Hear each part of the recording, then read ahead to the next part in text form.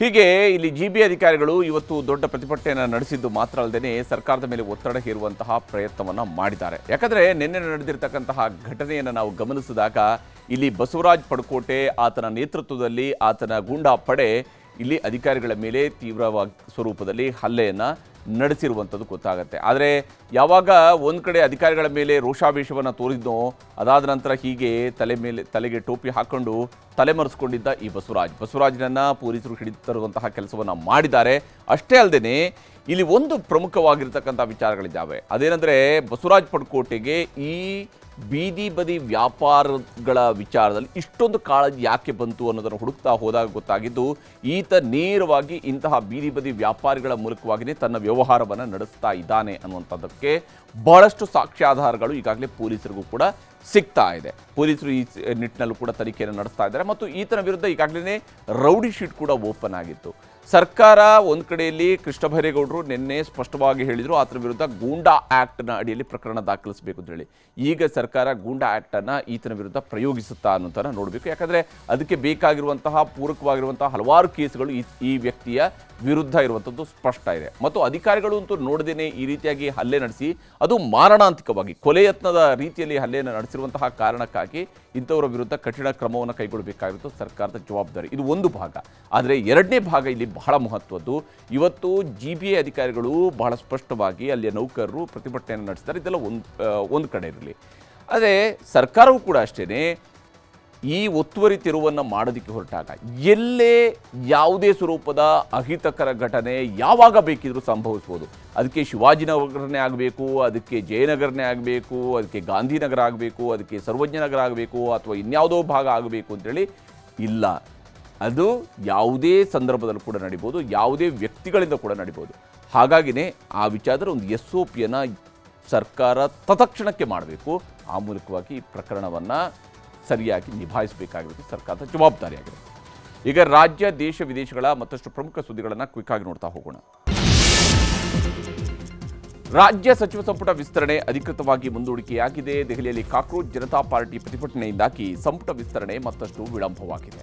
ಈ ಮಧ್ಯೆ ದೆಹಲಿಗೆ ತೆರಳಿರುವಂತಹ ಕಾಂಗ್ರೆಸ್ನ ಸಚಿವಾಕಾಂಕ್ಷಿಗಳು ನಿರಾಸೆಯಿಂದ ಬೆಂಗಳೂರಿಗೆ ವಾಪಸ್ ಆಗ್ತಾ ಇದ್ದಾರೆ.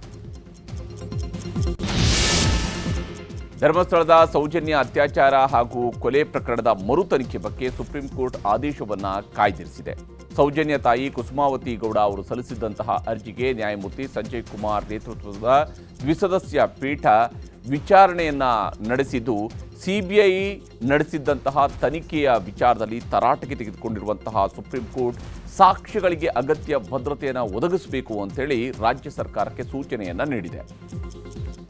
ಒಟ್ಟು 3 ತನಿಖಾ ಸಂಸ್ಥೆಗಳು, ಒಂದು ಪೊಲೀಸ್, CID, ರಾಜ್ಯದ CID ಮತ್ತು CBI ಸಂಸ್ಥೆಗಳು ಏನು ತನಿಖೆ ಮಾಡಿದ್ದು ಆ ತನಿಖೆ ಸರಿಯಾಗಿ ಇಲ್ಲ. ಒಂದೊಂದೇ ಎಳೆಯಾಗಿ ಬಿಡಿಸಿ ಇಟ್ಟಾಗ ನಿಜವಾಗ್ಲೂ ಕೂಡ ಮುಖ್ಯ ನ್ಯಾಯಮೂರ್ತಿಗಳೇ ಇದನ್ನು ಕೇಳಿ ಬಹಳಷ್ಟು ಶಾಕ್ ಆಗಿದ್ರು. ಯಾಕಂದರೆ ಅವರು ಕೂಡ ಓದ್ಕೊಂಡು ಬಂದಿದ್ರು. ಇಲ್ಲಿ ಏನು ಅಂತ ಹೇಳಿದರೆ CBI ನಾವು ತನಿಖೆಗೆ ಏನೋ ಮರು ತನಿಖೆಗೆ ಒಪ್ಪಿಗೆ ಇಲ್ಲ ಅಂತ ಹೇಳಿದರು. ಒಪ್ಪಿಗೆ ಕೊಡೋಕೆ ನೀವ್ಯಾರು ಅಂತ ಕೇಳಿದ್ರು. ನೀವು ಮಾಡಿದ್ದೆಲ್ಲ ನಮ್ಗೆ ಇಲ್ಲಿ ಗೊತ್ತಾಗ್ತಾ ಇದೆ ಅಂತೇಳಿ ಈ ಪ್ರಕರಣ ಮರು ತನಿಖೆ ಆಗಬೇಕು ಅಂತೇಳಿ ಅದಕ್ಕೆ ಇವತ್ತು ಒಂದು ಆ ಆಗ್ರಹಕ್ಕೆ, ಆ ಧ್ವನಿಗೆ ಇವತ್ತೊಂದು ಅತಿ ದೊಡ್ಡದಾದಂತಹ ಜಯ ಸಿಕ್ಕಿದೆ.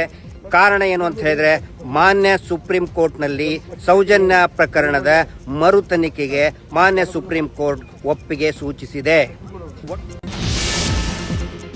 ಇನ್ನು ಕಾವೇರಿ ನೀರನ್ನು ತಮಿಳುನಾಡಿಗೆ ಬಿಡುವ ವಿಚಾರವಾಗಿ ಕಾವೇರಿ ನೀರು ನಿರ್ವಹಣಾ ಮಂಡಳಿ ಮಹತ್ವದ ಸೂಚನೆಯನ್ನು ನೀಡಿದೆ. ದೆಹಲಿಯಲ್ಲಿ ನಡೆದಂತಹ ಸಭೆಯಲ್ಲಿ ತಮಿಳುನಾಡಿಗೆ ಸದ್ಯಕ್ಕೆ ಕಾವೇರಿ ನೀರು ಬಿಡೋದಕ್ಕೆ CWMA ಒಪ್ಪಿಗೆಯನ್ನು ನೀಡಿಲ್ಲ. ಜುಲೈ 28ಕ್ಕೆ ಪ್ರಾಧಿಕಾರ ಮತ್ತೆ ಸಭೆಯನ್ನು ನಡೆಸೋದಕ್ಕೆ ನಿಗದಿ ಮಾಡಿದೆ. ಬಿಡದಿ ಟೌನ್ಶಿಪ್ ಯೋಜನೆ ವಿರೋಧಿಸಿ ರೈತರ ಹೋರಾಟ ಮುಂದುವರೆದಿದೆ. ಈ ಮಧ್ಯೆ ಟೌನ್ಶಿಪ್ ವಿಷಯದಲ್ಲಿ ಸಮಿತಿ ರಚನೆ ಆಗುವವರೆಗೂ ಎಲ್ಲ ಪ್ರಕ್ರಿಯೆಗಳಿಗೆ GBDA ತಡೆಯನ್ನು ನೀಡಿದೆ. ಹೀಗಾಗಿ 2 ತಿಂಗಳ ಮಟ್ಟಿಗೆ ಟೌನ್ಶಿಪ್ ಯೋಜನೆ ಪ್ರಕ್ರಿಯೆಯನ್ನು ನಿಲ್ಲಿಸಲಾಗಿದೆ. ಐಸಿಸ್ ಸಂಬಂಧಿತ ವ್ಯಕ್ತಿಗಳಿಗೆ ಹಣಕಾಸು ನೆರವು ನೀಡಿದ ಆರೋಪದಲ್ಲಿ ಬೆಂಗಳೂರು ಸೇರಿದಂತೆ 8 ಕಡೆಯಲ್ಲಿ ಇಡಿ ದಾಳಿ ಮಾಡಿದೆ. 2 ಖಾಸಗಿ ಸಂಸ್ಥೆಗಳು ಸೇರಿದಂತೆ ಕೆಲವು ವ್ಯಕ್ತಿಗಳ ಮನೆ ಮೇಲೆ ದಾಳಿ ನಡೆಸಿ ಬ್ಯಾಂಕ್ ಖಾತೆಗಳು, ಹಣಕಾಸು ಟ್ರಾನ್ಸಾಕ್ಷನ್ಗಳ ಪರಿಶೀಲನೆಯನ್ನು ಮಾಡಲಾಗ್ತಾ ಇದೆ. ಬೆಳಗಾವಿ ಜಿಲ್ಲೆಯ ಗೋಕಾಕ್ ನಗರದ ಕೋಚಿಂಗ್ ಸೆಂಟರ್ನಲ್ಲಿ ಅಪ್ರಾಪ್ತರ ಮೇಲೆ ಲೈಂಗಿಕ ದೌರ್ಜನ್ಯ ಎಸಗಿರುವಂತಹ ಆರೋಪ ಕೇಳಿಬಂದಿದೆ. ಶಿಕ್ಷಕನ ವಿರುದ್ಧ ಇಬ್ಬರು ಅಪ್ರಾಪ್ತ ಬಾಲಕಿಯರು ಪೋಷಕರು ಪ್ರತಿಭಟನೆಯನ್ನು ನಡೆಸಿದರು. ಸದ್ಯಕ್ಕೆ ಪೊಲೀಸರು ಆರೋಪಿ ಶಿಕ್ಷಕರನ್ನು ವಶಕ್ಕೆ ಪಡೆದು ತನಿಖೆ ನಡೆಸ್ತಾ ಇದ್ದಾರೆ. ಸಂಚಾರಿ ಪೊಲೀಸ್ ವಿಭಾಗದ ಅಧಿಕಾರಿಗಳ ಜೊತೆಗೆ ಸಚಿವ ಕೃಷ್ಣ ಬೈರೇಗೌಡ ಸಭೆ ನಡೆಸಿದ್ದಾರೆ. ಪಾದಾಚಾರಿ ಮಾರ್ಗದಲ್ಲಿ ಬೈಕ್ ಚಲಾಯಿಸಿದರೆ ಇನ್ನು ಮುಂದೆ 5,000 ರೂಪಾಯಿ ದಂಡ ವಿಧಿಸುವುದಕ್ಕೆ ಕಾನೂನು ತಿದ್ದುಪಡಿ ಬಗ್ಗೆ ಚರ್ಚೆಯನ್ನು ಮಾಡಲಾಗಿದೆ. ಪ್ರಸ್ತುತ ದಂಡದ ಮೊತ್ತ 500ರಿಂದ 5,000ಕ್ಕೆ ಹೆಚ್ಚಿಸುವುದಕ್ಕೆ ಚಿಂತನೆ ನಡೀತಾ ಇದೆ. ಮಾಜಿ ಪ್ರಧಾನಿ ಎಚ್.ಡಿ. ದೇವೇಗೌಡರ ಪತ್ನಿ ಚೆನ್ನಮ್ಮ ಅವರ 3ನೇ ದಿನದ ಕಾರ್ಯ ಇವತ್ತು ನಡೆಯಿತು. ದೇವೇಗೌಡರು, ಎಚ್.ಡಿ. ರೇವಣ್ಣ, ಕುಮಾರಸ್ವಾಮಿ ಸೇರಿದಂತೆ ಕುಟುಂಬಸ್ಥರು ಚೆನ್ನಮ್ಮ ಅವರ ಸಮಾಧಿಗೆ ಹಾಲು ತುಪ್ಪ ಅರ್ಪಿಸಿದರು. ಸಾವಿರಾರು ಹಾಸನ ಗ್ರಾಮಸ್ಥರು ಕೂಡ ಇಲ್ಲಿ ಭಾಗಿಯಾಗಿದ್ದರು.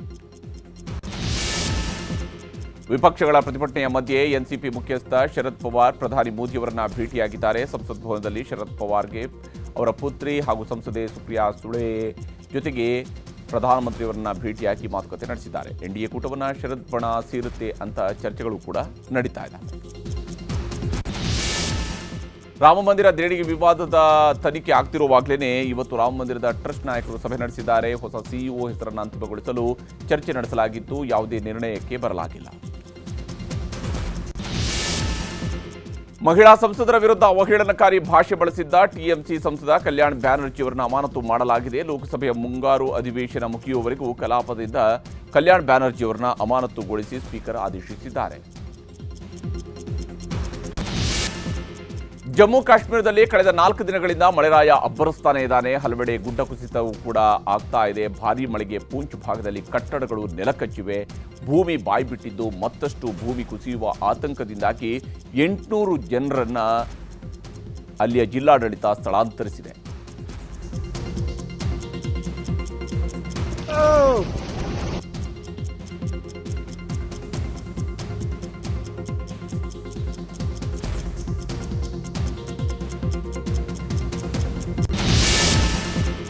ಉತ್ತರಾಖಂಡ್ನಲ್ಲಿ ನಿರಂತರ ಮಳೆಯಿಂದ ಹಲವು ಪ್ರದೇಶಗಳಲ್ಲಿ ಪ್ರವಾಹ, ಭೂಕುಸಿತ ಸಂಭವಿಸಿದೆ.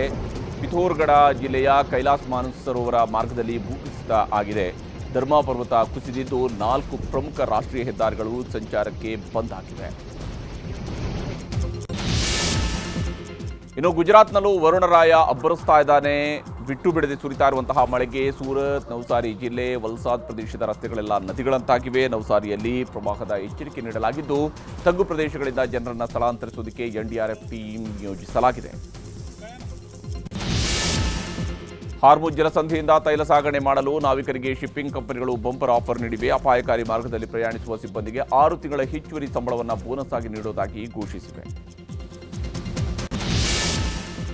ಡೊನಾಲ್ಡ್ ಟ್ರಂಪ್ ಆಮದು ಮಾಡಿಕೊಳ್ಳುವ ಜೆನರಿಕ್ ಔಷಧಿಗಳ ಮೇಲೆ ಹೊಸ ಸುಂಕ ನೀತಿಯನ್ನ ಘೋಷಿಸಿದ್ದಾರೆ. 2028 ತನಕ ಯಾವುದೇ ಸುಂಕ ಇರೋದಿಲ್ಲ. ಬಳಿಕ 1 ವರ್ಷ 100% ಮತ್ತು ನಂತರ 200% ಸುಂಕ ವಿಧಿಸಲಾಗುತ್ತೆ ಅಂತ ಡೊನಾಲ್ಡ್ ಟ್ರಂಪ್ ಹೇಳಿದ್ದಾರೆ.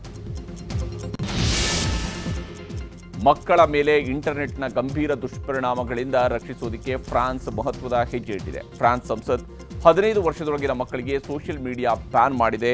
ಈ ಮೂಲಕ ಡಿಜಿಟಲ್ ಯುಗದಲ್ಲಿ ಮಕ್ಕಳ ಸುರಕ್ಷತೆಗಾಗಿ ಕಟ್ಟುನಿಟ್ಟಿನ ಕಾನೂನು ಜಾರಿಗೆ ತಂದಂತಹ ಯುರೋಪ್ನ ಮೊದಲ ರಾಷ್ಟ್ರ ಅಂತೇಳಿ ಫ್ರಾನ್ಸ್ ಹೆಸರು ಪಡೆದಿದೆ.